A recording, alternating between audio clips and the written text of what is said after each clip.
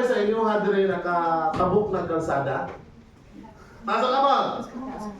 Isa na nakatabok ng kalsada? Oh. Isa na nakato ng kalinan sa Gmall? Okay. Sige. Kung mutabok ng kalsada, asa man tamuagi? Sa badlist? Okay, ang badlist, ang tawag na pavement markings, no? So, daghang klase-klase ng pavement markings.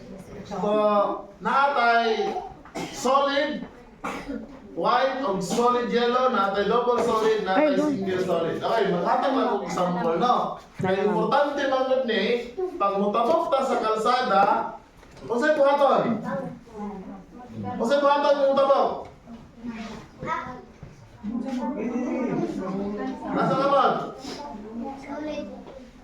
Ang mutabok dapat stop sa ano? Hulong. Look, tanaw, o listen. Maminaw. No, kaya ang mga bus, o ang mga truck, o ang mga motor, bao-bao, kusog ang dagan. Kaya nata sa National Highway, labi na dito sa highway ninyo, no? So tanaw sa, basi mo dagan mong kalit, mabanggaan mo or mag-cause of disgrasya. Okay, yung sa buhaton yan eh, pag mutabok?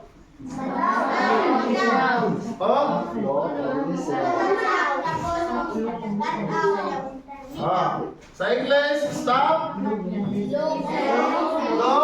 and listen. So, asan ito mutabok?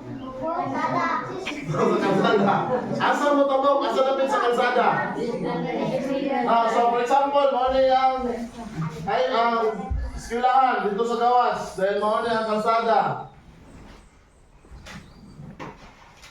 Dapat dito mo mutabok sa pangitawin yan eh.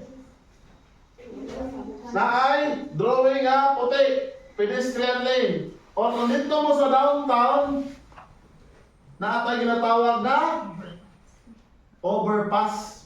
Kanang hagdanan dito ang mahagi mo taas. So dito mo tabok. No? Dito mo mahagi. O kung mabot mo downtown, na atay traffic light, kung naka-green ang traffic light para sa mga sakyanan, dapat mohonong kaya ang kamot naman sa traffic light. Kung facing nga ang kamot pula ang color, hulat. Pag mo green na gani siya tapos ang logo ng taktas, pwede na mo mutabok. Asa mo tabok? Asa mo tabok? Sa pides? Okay. Kung sa'y buhatan gani, kung mutabok?